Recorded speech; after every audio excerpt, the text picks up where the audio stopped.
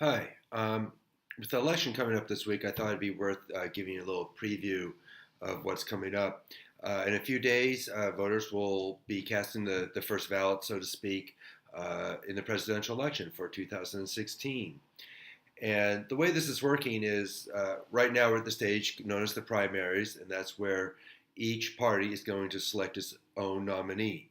So you'll just have Republicans running against the Republicans and Democrats running against Democrats in actually what's going to turn out to be 50 separate state elections across the country over the next few months.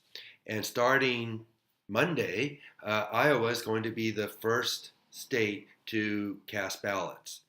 And the way this works is you'll have two primaries in Iowa, a Democratic primary with Bernie Sanders, O'Malley, and Hillary Clinton, and then a Republican primary with a whole bunch of candidates. Obviously, most of you are familiar with Donald Trump, who is also running kind of neck and neck with Ted Cruz, and then a bunch of others coming up behind.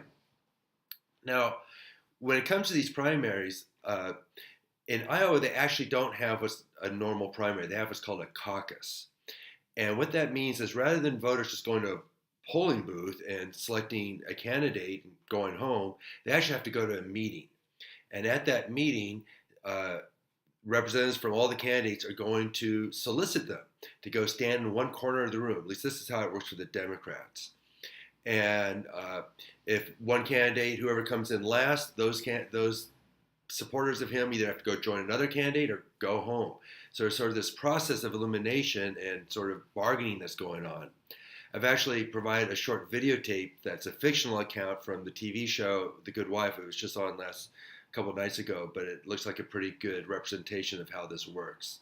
What it means is it's not just people saying, hey, I support Trump or I support Sanders, but actually willing to go out and spend an evening in a meeting. So the polls are often a little deceptive when it comes to Iowa because people say, oh, I support a certain candidate, but then they may not want to go spend a night fighting for that candidate. So it all has to do with the level of enthusiasm, which apparently seems to be very high for the supporters that dump Trump and Sanders. It also has to do with the organization of the campaign.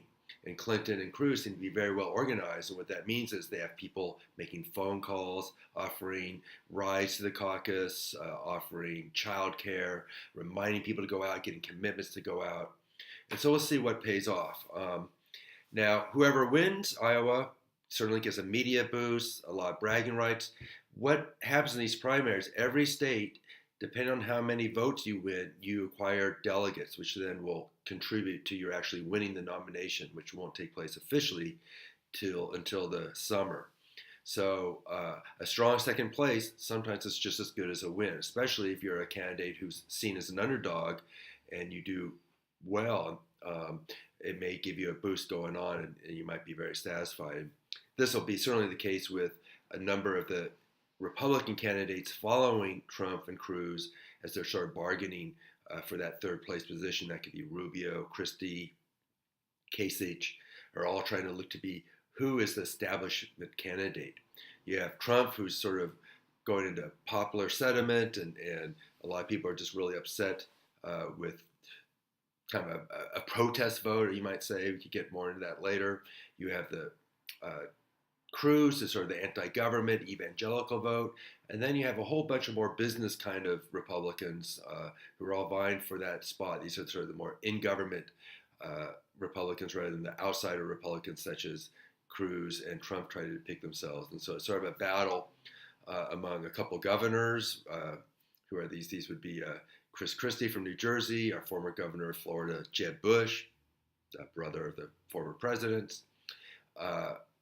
And Mark Rubio, who's a senator, and so anyway, we'll see where this all goes in a few days. So should be an interesting few months here, as anyone who's been following politics is aware of. So talk to you later.